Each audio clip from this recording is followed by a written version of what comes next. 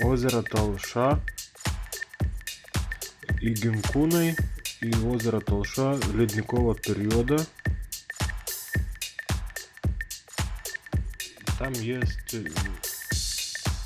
пара речка Кульпе и еще два без названия.